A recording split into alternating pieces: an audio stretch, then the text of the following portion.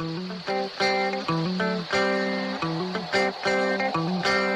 in a good place now. Relax, breathe, smile. You've entered into your element, the home of origin, the home of intelligence and beauty, where relevant topics are discussed, where what you think counts, and where superior is the norm. You are listening to Perspectives with Ashley Berges. Welcome back live to Perspectives, and I'm your host, Ashley Berges. Got a great show for you tonight. You know, a lot of times I ask myself a question. Are these people, are they just doing their job? Or are they singling me out? You know, how do you recognize when you are being singled out? And you know what? What do you do about it? You know, I think it's interesting because in life we hear people all the time say, hey man, I'm just doing my job.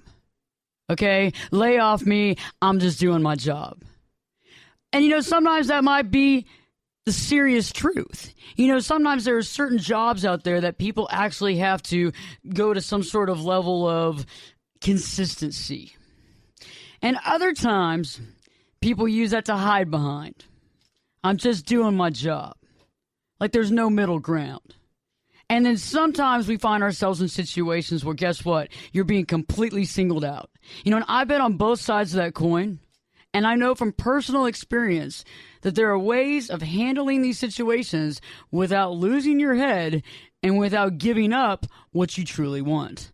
Good evening, Bill. How you doing? I am doing wonderful, Ashley. How about yourself? I'm doing good. You know, I'm just tired of being singled out. You know, I think a lot of people listening tonight are going to understand what I feel like. And I know that personally, I think we can all relate to that when we deal with people that are just doing their job. I can definitely relate to that because I've been on both sides of that coin. Yeah, and I mean, I understand sometimes it's just the way it is. But other times I do feel that things are being pushed a little too far, especially when you're a straight-up, honest person with a good attitude, you know, not trying to push people around, not trying to mess with people, and you're still getting the shaft. Yeah, I mean, the one thing that's just a pet peeve of mine is to be the person someone takes something out on. You know what I'm saying? Especially when I'm not the one that caused the situation in the first place. I used to deal with that when I was in the insurance industry all the time. It was one of the things that led me to, you know, get out of it. I totally agree with you. And a lot of times I like to try to end that. Not pass the buck, but end that. You just change it up. Hey, what's up? You know, how you doing? How's your day? You know, hopefully they'll get better. Right. But then sometimes it doesn't get any better. You know what I mean? You just happen to be the brunt of their attitude that day. Keenan, how you doing? Yo. What's going on? Chilling. You know, I'm here. Had a long week. It was my birthday, as y'all know, and so yes, happy birthday! Yeah, happy birthday to Kiki. I did it up. Oh, you just had to bring that up, didn't you? Kiki. That's hilarious. Well, at last night's birthday party, my cousin Francois showed up. You know, and we grew up. Francois. Yeah, Francois. We grew up together, and the thing is, I was saying that. Growing up, you know, I never called him Francois. He never called me Keenan. It was, you know, either Fran or Key, you know, but when we were like little, it was Fao and Kiki. And that's where that came from. How cute is that? Oh, okay, yeah, okay, I'm too grown to be cute right now. Well, I think he's so cute. So, you know, so let's talk about this. Throughout tonight's show, I'm going to share, and we're going to all share some personal situations that directly apply. I mean, I think to those people that are just doing their job, and there's others who are really not interested in helping us at all, but instead would rather see us choke and die. You know, there are people out there that would just rather see you just fall off a curb and get hit by a cab, and they don't even know you. They don't even know you. That's what's so funny about it. And most of the time you can tell before you even talk to them because you can see it in their face and their body language. Yeah, you just happen to be in the wrong place at the wrong time. Yep. Or they just may not like the way you look, period. That's just all it is. Or, I mean, like, they are, you know, they could be doing their job, but the thing is, they do their jobs very, very badly, I think. No, you know? I understand what you're saying. I mean, I've been on both sides of that. You know, I had a recent run-in, actually, Keenan. I thought you'd appreciate this. I had a recent run-in with TSA. Okay. So anybody that's listening tonight, I had a recent run-in with TSA, and I think it's a good place to start tonight's discussion. You know, I was dealing with people doing their job, you know, and about 6 months ago, you know, I actually did something. I followed up, I filed and did all my fingerprints and all that stuff for TSA pre-screening, where they pre-check you and you give your fingerprints and all that kind of stuff, and you give all the information about you. you do this, and if you pass, you get to kind of go to a different line of security when you get to the airport. You get to go in this different line. And the reason why I wanted to do it is because I really just don't like taking my shoes off. I don't like taking my shoes off when I get in line to go to the airport because, one, I'm always wearing difficult to take off shoes. And there's like no place to sit down. They don't give you like a bunch of chairs and stuff to sit down to take off your shoes and to take your time. I'm either falling over myself or I'm wearing shoes with no socks and I'm having to walk through that airport. You get dirt all on the bottom of your feet. Yeah, that's the thing I can't stand. It's just dirty. It's dirty. Yeah. I mean, and you can't get to the bath. You got to put your shoes back on to get to the bathroom to wash your feet back off. I mean, you can't just walk down the hallway of the airport with no shoes on, you know? I mean, you don't know what's going on. So I just don't really like that. And, and I also am not a big fan of that machine, that one that you have to put your hands over your head and it swirls around you real quick, Not a big fan of it. I'd rather just go through a regular security module and just kind of like not have to take off my shoes. So I paid this money. I did the security stuff. I didn't have to do all this stuff. Well, anyway, the other day, I check in and I get my boarding pass and I get in the TSA line, the one that's like the pre-check line because you've given all your information. I mean, you have to be a real idiot to try to do something after you've given all your fingerprints. They know everything about you. They know where you live, your relatives, everything. I mean, you're pretty much a known subject, There are idiots out there, though. Yeah, maybe so. But you're not one of them, thank goodness. Yeah, not really. And so I get up there and I go through the regular machine and they're like, okay, yeah, we're going to need to do a higher security on you. And I said, excuse me? And they go, what? oh, you've been selected. We're going to need to bring you over here real quick. And so I walk over there and next thing you know, I'm getting a hand swab. Where they swab to see if you've been touching any sort of explosives, Yeah. And then the next thing you know, I'm having to go through the regular machine, take the shoes off. Go through the regular machine. And then they decided they're going to pull my bags. Go through my bags real quick, make sure there's nothing in there. And I'm thinking, what in the heck did I do all this TSA thing for if I'm going to still get this round? I mean, what is that about? I don't know. Maybe they're just doing their jobs. Maybe that's what it is. They're just doing their job. Well, good night, folks. I'm just saying, because the thing is, every time I've been to the airport, I see all these television monitors and I see wall-to-wall coverage of CNN reminding me that there are these people called terrorists and they just want to kill us all because they just don't like Americans. So because there's something called terrorists, we have to do all this extra security screening upon you, even though it is annoying and it does take so much time and some of it is very much so unnecessary, but we're going to show you CNN just to make sure that you're still afraid of the terrorists. And so that justifies us doing our jobs. You're very afraid. It was at random, Ashley. I mean, they chose you at random, and that's okay. So that's key. So I'm not arguing the fact right here because I think this right here is a good sign of people that are actually doing their job. Okay.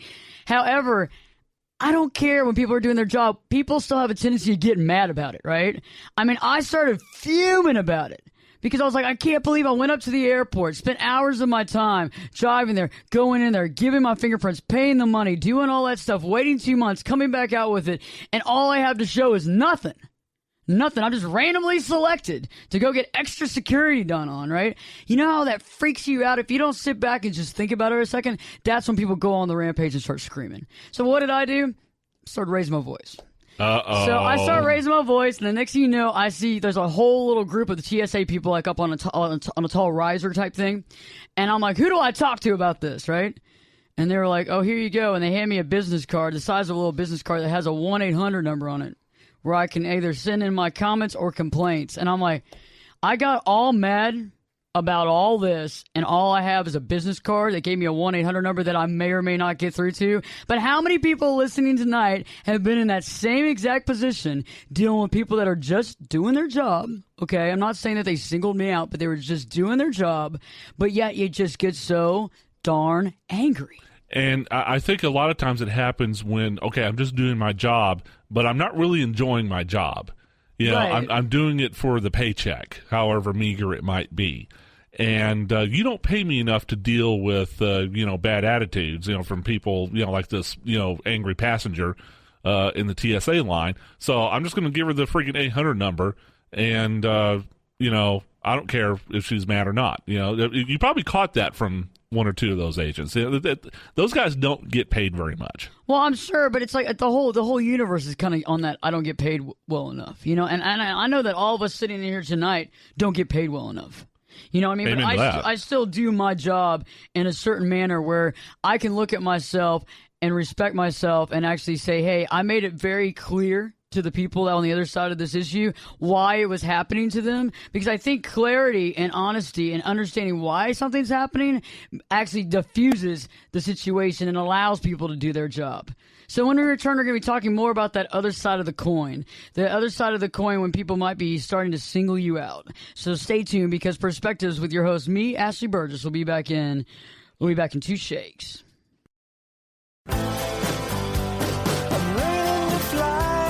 Turn it up and jump in the deep end on Perspectives with Ashley Berges. The water's warm and there's a swim-up bar. Glass of perspective, anyone? Now, here's Ashley. You know what I'm craving? A little perspective. That's it. I'd like some fresh, clear, well-seasoned perspective. Can you suggest a good wine to go with that? With, what, sir? Perspective. Fresh out, I take it. I am, Very well. Since you're all out of perspective and no one else seems to have it in this bloody town, I'll make you a deal. You provide the food, I'll provide the perspective, which would go nicely with a bottle of Cheval Blanc 1947. Welcome back live to Perspectives, and I'm your host, Ashley Berges. And on tonight's show, we're discussing about situations. Are they just doing their job? Are they just doing their job, or are they singling you out? You know, we're going to talk about how to really recognize when you're being singled out and what you can do about it. Because there has to be some sort of recourse, okay? Sometimes there's a difference between people just doing their job because it is protocol, possibly because of national security, okay? But there is a switch in that matter. And there is a difference between the two. And that's what I'm wanting to show right now in this segment, is that there's a complete difference between the two. We're going to get into the concept of being singled out. But let's finish up talking about the situation that I had with TSA. Now, I know that it's all about national security, and I get it. And I understand that. And you know what? I like that they do their job, and I like that they try to make sure that we're safe. I like that too. However, as a human response, when you've done everything, you've dotted all your I's and you've crossed all your T's, and you're a good citizen, and you don't do things wrong, and you don't break the law, you think, okay, well, hey, I deserve to be treated with some form of respect, or at least not, you know, not beat Courtesy. down. Yeah, Just courtesy. common courtesy. Some kind of courtesy. And so that was my issue. That's what I was talking about. I was very disappointed in the fact that I had filled out all the paperwork. I was passed. I had my number. Everything's good. Everything's in the computer. And then I thought I got singled out, but you know what? I think it was more of a random selection. Yeah. Okay. But let's fast forward a little bit, because, you know, it happens again. So this is not just a one-time thing. So another time. On the same trip? No, on the very next trip, about a week later. Okay. I'm on a trip. I get singled out on 4 different parts of the trip. Oh, my goodness. Really? Yeah, not once, but 4 times. 4 different times. 4 different times. 4 different times. I mean, like, to the point where I started the first time again, I started getting a little angry. But I didn't get the hothead attitude. I just did what they said, and I walked through. The second time, maybe I was a little hungover, you know, so I just did what they told me to do. Not you, actually. I just did what they told me to do, right? I literally walked through there, and they're like, okay, we need to go. You need to go over here. And so next thing you know, my hands are getting swabbed again for any sort of, you know, anything, whatever. And I'm being sent to a different line again. Away from my husband, away from everybody else, and I let it go. I let it go. The next time, I get selected for my bags that were actually checked to be hand checked. So there I am. I mean, this is happening I went on a trip, and this is happening again, and I'm thinking, you've got to be kidding me. And literally this time they pull my bags off from the other security thing. They bring it onto this table and they go, okay, are you Ashley Berges? I'm like, yes. And they go, come on right over here while we go through every bit of your bags. And I stood there. And at this point in time, I started making conversation with the guy. We started laughing. We talked about friends and family and how he likes it in Puerto Rico and yada, yada, yada, and why I'm being hand selected again to do this. It randomly happens apparently every 20th passenger. If it's every 20th passenger, then that's not random. Well, no, it's not random. No, that's not random at all. I mean, like random. Yeah, means, they're not pulling the the in Vegas. Whatever, the slots. The slot arm. Thank you very much. Yeah. Brain But I mean, people do it like for there. every 20th passenger. Oh, well, this is random, but it's every 20th. No. I mean, but I don't know what TSA, but the thing is, I do notice this. It's like, it's always. Well, I'm not going to say always, but for the most of the time, like when it comes to the difference between being singled out or someone just doing their job, I notice that happens a lot whenever you're engaged with law enforcement personnel. Oh, yeah. That's what I notice a lot, because I remember a long time ago when I was a teenager, it was my friends and me, and so we're about to go hang out, whatever, and there's 4 of us in the car. Okay. 4 African-American males in a car rolling down the street. Let me get it. Y'all got pulled over? Yeah, we got pulled over.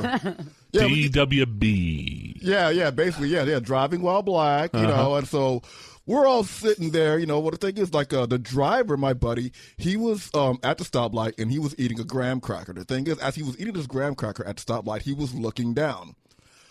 Police pull up beside us. We all knew that the cops were there.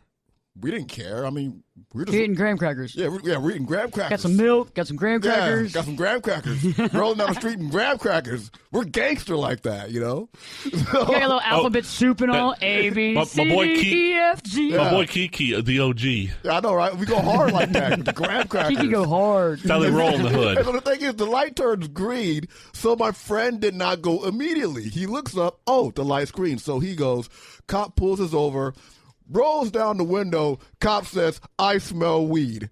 No one was smoking anything. He had to justify the stop. Or he was fishing.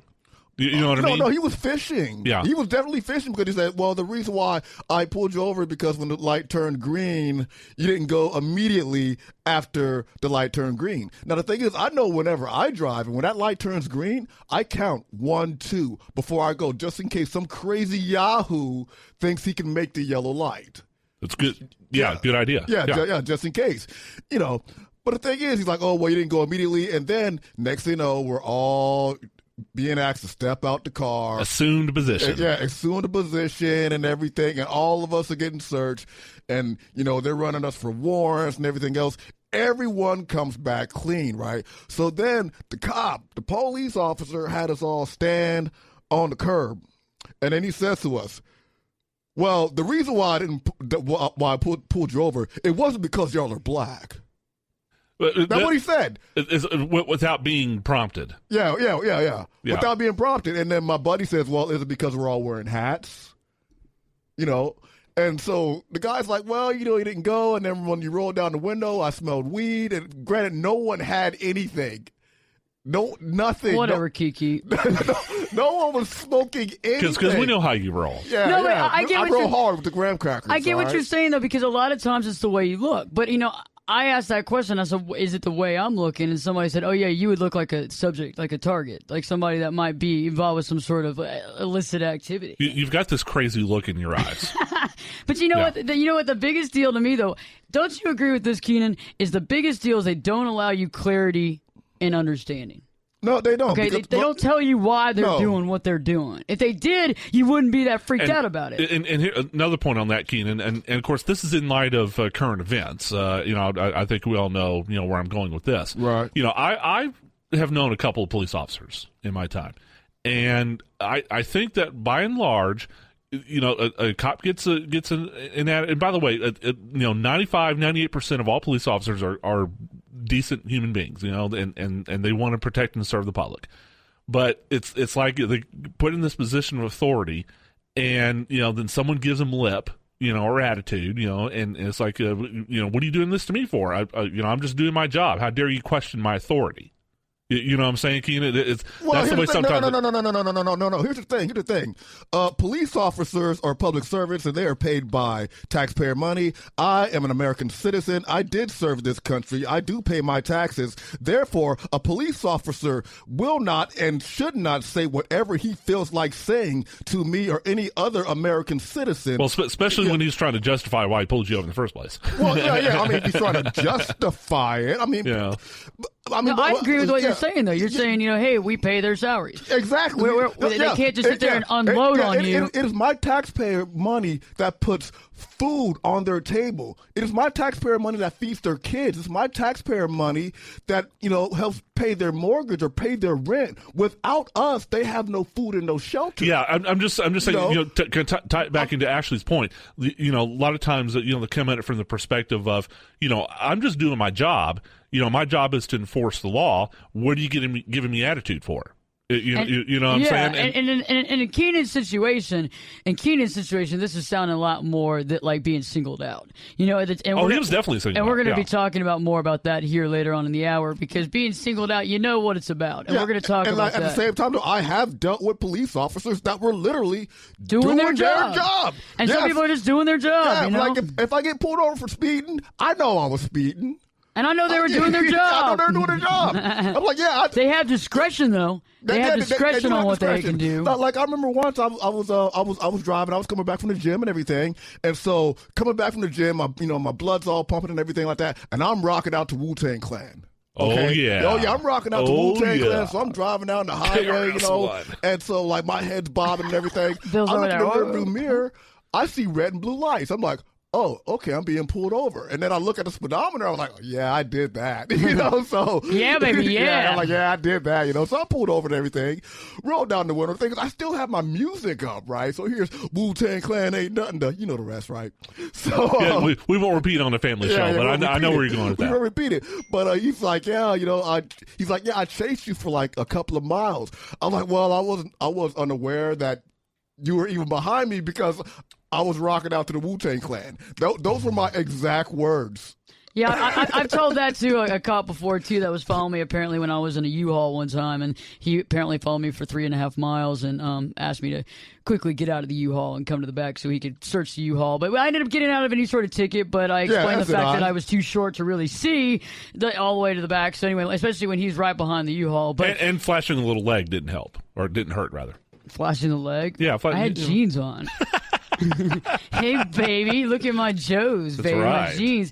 Yeah, so when we return, we're going to be talking a little bit more about the concept of people doing their job versus the concept of being singled out, because, the biggest thing about when they're doing their job is they would just supply some clarity and some understanding and explain why the situation is taking place. You know what? You wouldn't mind them doing their job so much. So stay tuned, because Perspectives with your host, me, Ashley Berges, we'll be back in 2 shakes.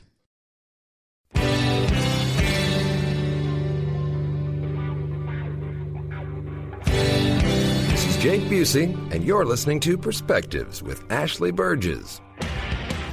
We're going to draw some perspective. We're going to draw a road and some phone poles and building going into the distance with some mountains and shadows and all that kind of stuff. We're going to do it really fast. You can't do perspective without a horizon that you're looking into the distance at. Welcome back live to Perspectives, and I'm your host, Ashley Berges. On tonight's show, we've been discussing the concept of people just doing their job. People doing their job, whether it's good, bad, and different. Whether they're singling you out, though. Sometimes people can do their job, and they give you this great explanation of why something's happening. For example, okay, there I am with TSA. And I'm not even going to go into all of the situations because we don't have enough time tonight. I'd be here for hours. Okay, I'd just be here for hours. But there were so many times that this happened. And, it wasn't until like the 6th time that the man actually explained to me why.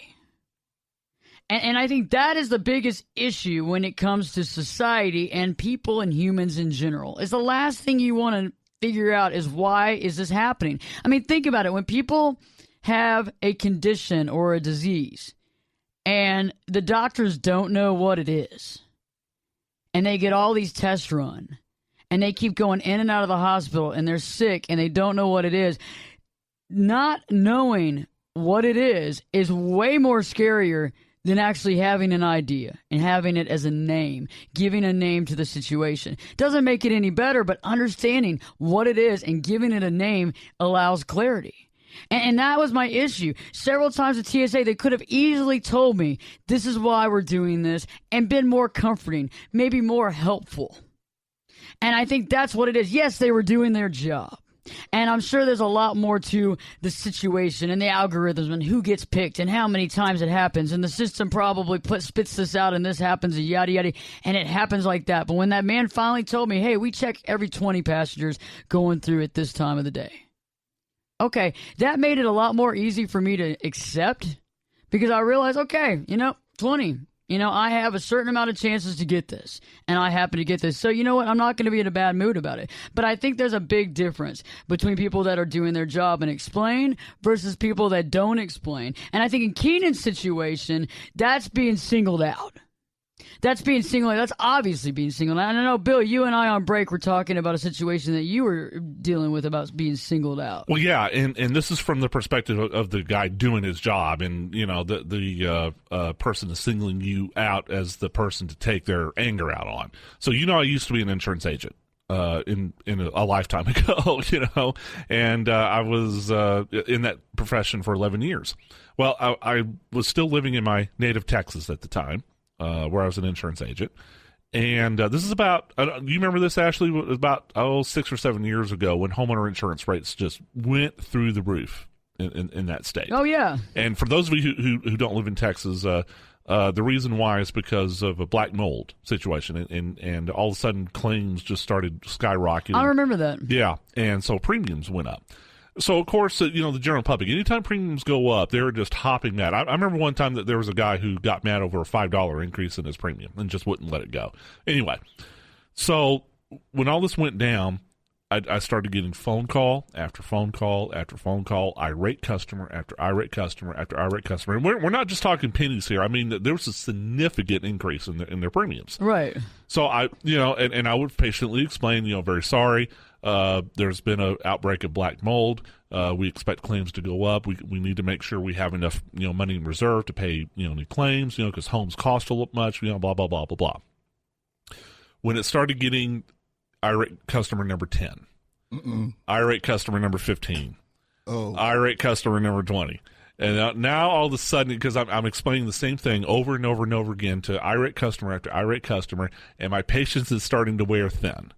And I think by the time I got to irate customer number 20, my happy professional self had kind of taken a back seat. And I'm sitting here going, what are you yelling at me for? I'm just work here. I mean, I didn't make your premiums. If it was up to me, I'd make your premiums go down. Right. And I didn't do it. I'm just the unlucky what that has to tell you about it. Right. And so and then after that, I started, and I'll be honest with you, I started getting an attitude. Well, let me ask you, what was the difference? Okay, so let's talk. So you said a lot of people call in with this attitude. What about the people that would call in without the attitude? What about the people like me that when I deal with a situation, I call in with the utmost respect? And what happens when those people get screwed on the line? Well, and that's a really good question. And see, this is where I, came up short, and I'll admit it. It's that, after irate customer number 20, then, the people who would call in and they're not mad. They just want to know what's going on. But because I've had so many people who were mad, it's kind of like Star Trek, shields up. Yeah. Before you even talk. Yeah, exactly. I'm expecting you to be mad even before we start talking. And that it just, luckily, so you already got your defense mechanism up. Yeah, exactly. And now, I mean, luckily I'm working in a call center at the time. They couldn't see my body language, but they could hear my voice. I mean, I was just already defensive about it. Let's talk about this though. Okay, real quick. So what would you do to make that change? What is necessary to bridge the gap at that point? Well, first of all, awareness.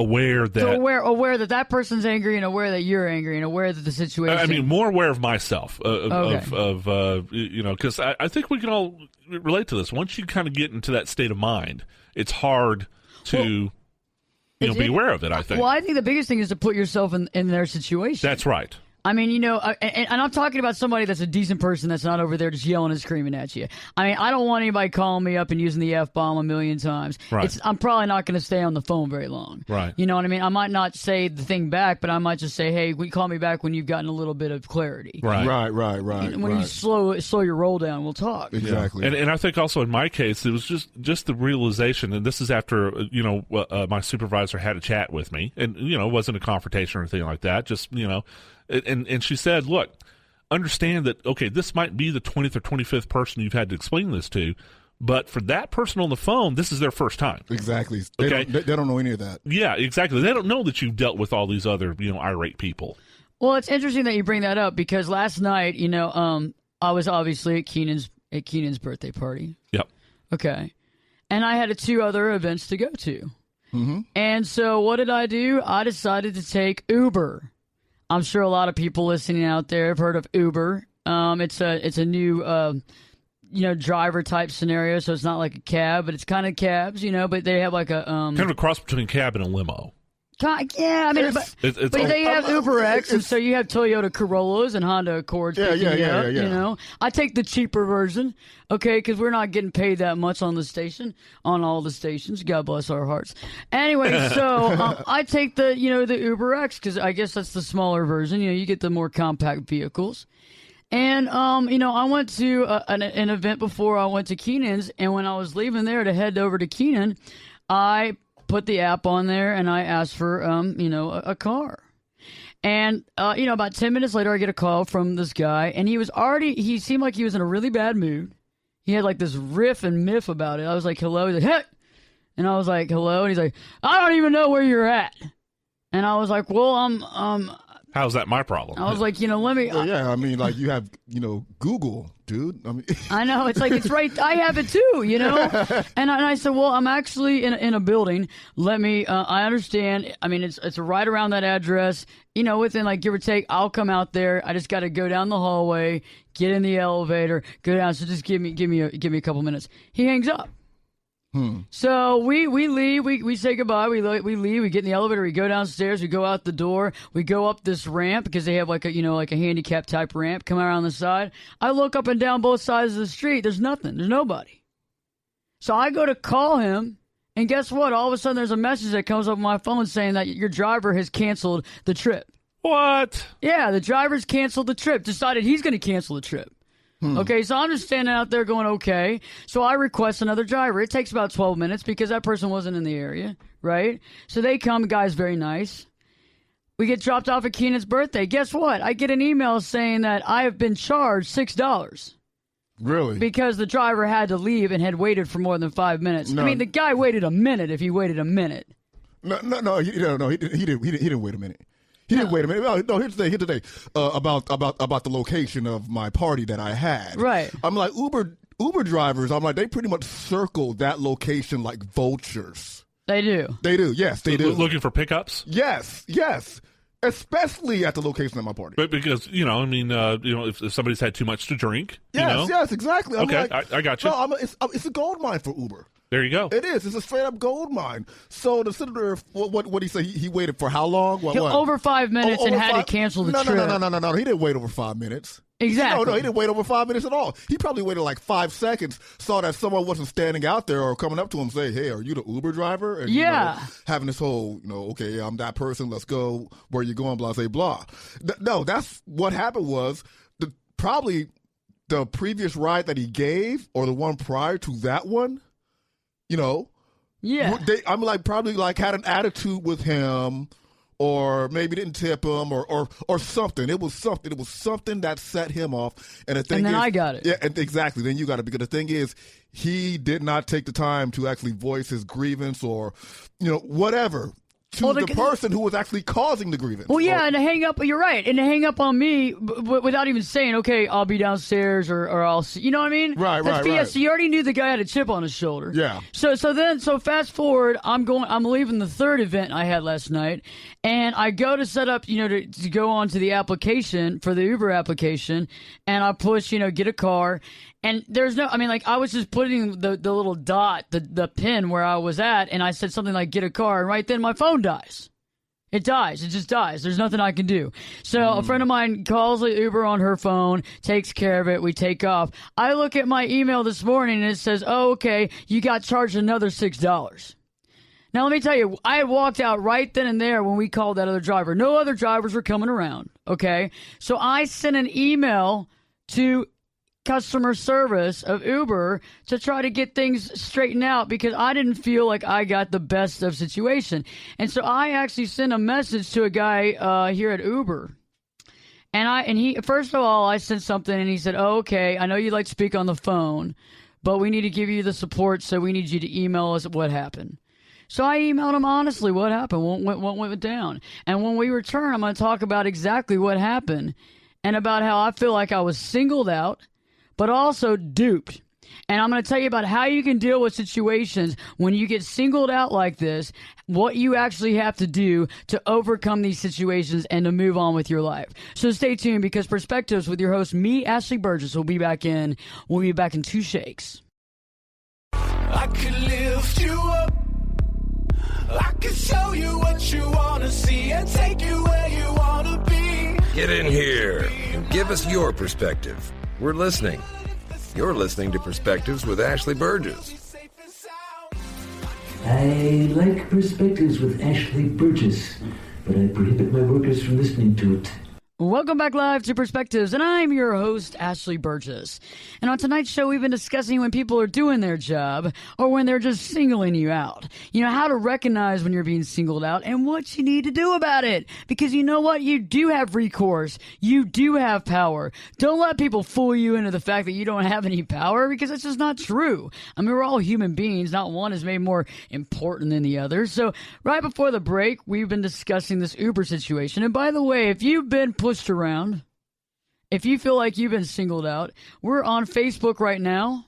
We're discussing this on Perspectives with Ashley Berges. Yes, you can like Perspectives with Ashley Berges on Facebook, and you can also follow Ashley Berges on Twitter. You can also follow me on Twitter at Keenan Cobb. I'm not going to give you my Facebook profile at all, y'all. So. That's Cobb with 2 B's, by the way. Yeah, Cobb with 2 B's, not one. You don't know if you want to see his profile, guys. I was going to say, take my word for it. So let's go back to this Uber thing. So you think about it, okay, so I had a guy cancel on me on the trip, okay, and then charge me anyway, and did not wait 5 minutes.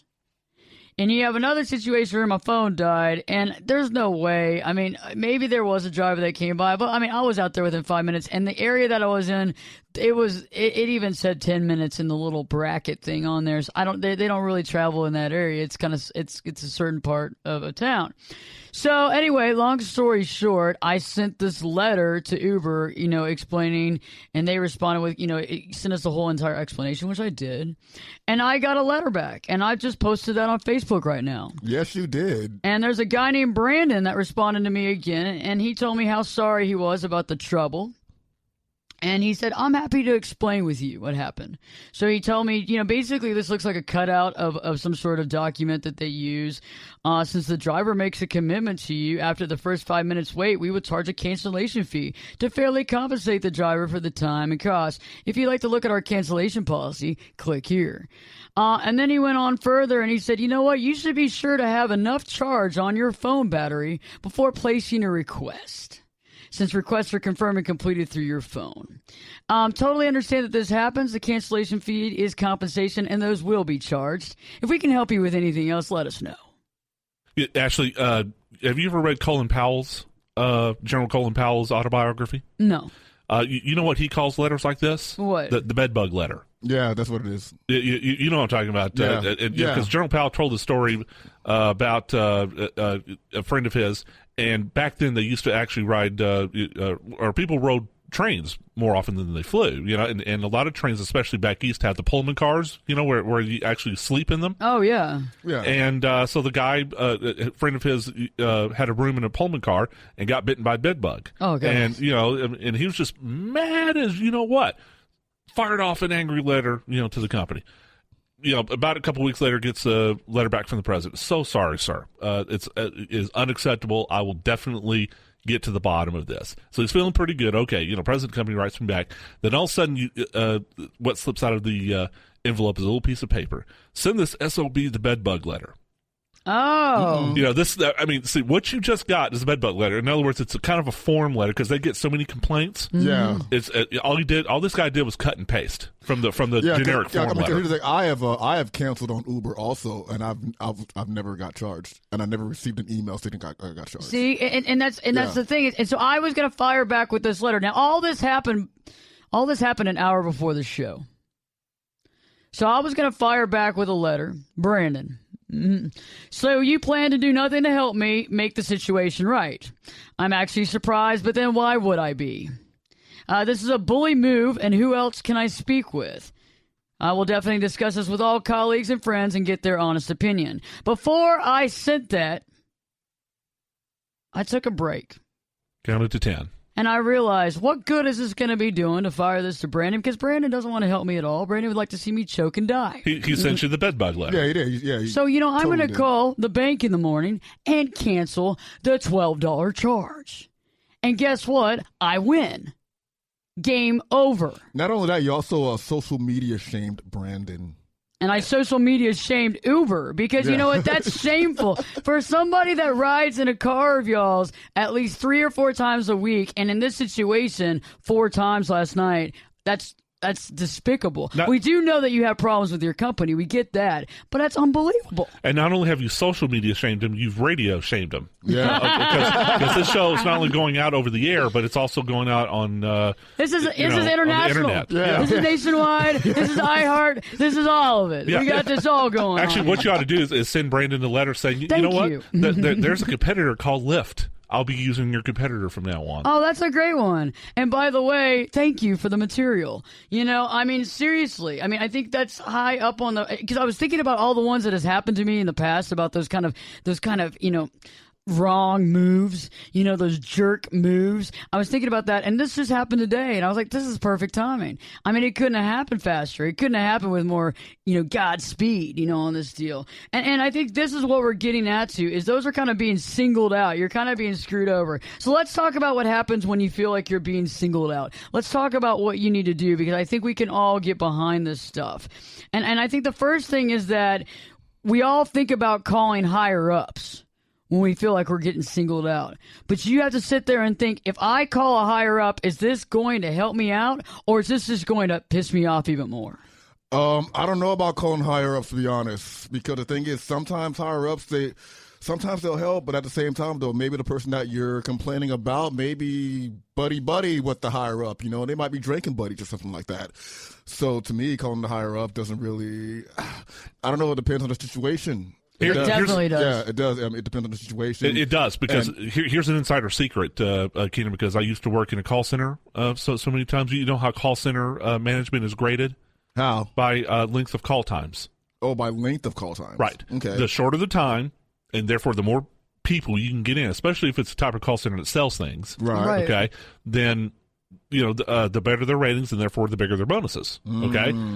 So, when I was working in a call center, if somebody has a customer complaint, I want to speak to a manager, bang, get it over to the supervisor right away, because it gets that person off your phone. You go on to the next customer. Right. So if you are speaking to a call center, I want to speak to your manager. Have you ever done this, Ashley?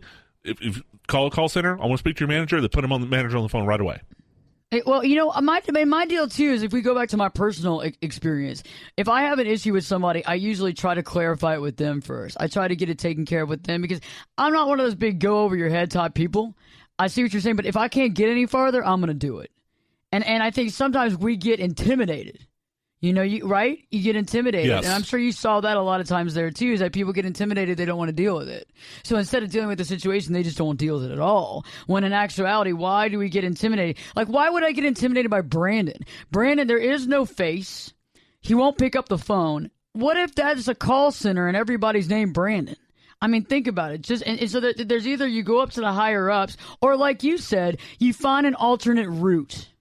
Because sometimes when we go barking up a tree and we have an argument with something, there are a lot of people out there that don't want to help you at all. And it's obvious from that letter that you got, Ashley. He's just doing his job. His job is to deal with customer complaints, so he sends you the version of the bedbug letter. I have had issues with Uber, and I also had issues with Lyft. Oh, you've had issues with them too? Yes. And the thing is, I found out that the best way to get a hold of them is actually via Twitter. Oh, nice. Yes. Because they're Twitter. Yes, Twitter. Exactly. Because how many people are on Twitter? And they don't want that kind of negative advertising. Yeah, I can tell you. I mean, it's like 288 million people on Twitter, something like that. But I found out that social media is actually one of the best routes because the thing is, everyone sees it. Well, via Twitter, that is. Because I know, who is it? American Airlines. They have an entire team of social media managers. And the thing is, every time that there's a complaint with American Airlines, someone always sends them a tweet. Or like even where I work, I am the social media manager. If there's a complaint, we get tweets. They're not going to call the school. They're not going to email the school. They're going to hit us up via Twitter or Facebook. You know, that's interesting you brought that up because I was on Twitter a few weeks ago, and I actually brought up the fact, somebody had brought up the fact that I should be writing for the American Way magazine, the American Airlines magazine. And I made a comment about it, and they actually contacted me. And they want to see my stuff. And I sent them a copy of the couple of books out and all that kind of stuff. But the only reason was because of Twitter. And because I retweeted it, and I said, oh, yeah, that sounds like a great idea. Yeah. And next thing you know, American Airlines is like messaging me. Yeah. Let's talk, you know what I mean? And you're right. It all comes down to the fact, you're right, I'm going to be on Twitter here in just a second. Because, I can't do everything at one time. But I'm going to be on Twitter here in a second and make my comments. Because, I love Brandon. I'm sure he's got a family and kids, or maybe not. Maybe Brandon is just, I don't know.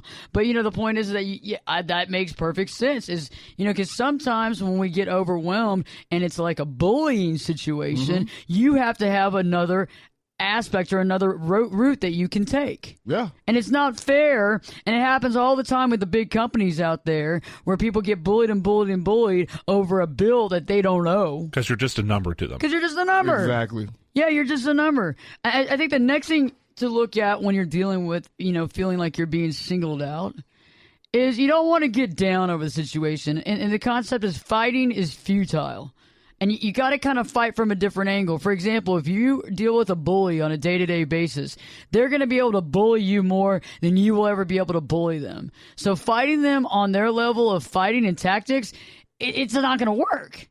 You have to actually deal with the situation. And if it means that you just need to let it go for your own sanity, right, let it go. But if you need to deal with this because it's because it's a situation, like, for example, it's $12 on this Uber situation, but it's the point of it.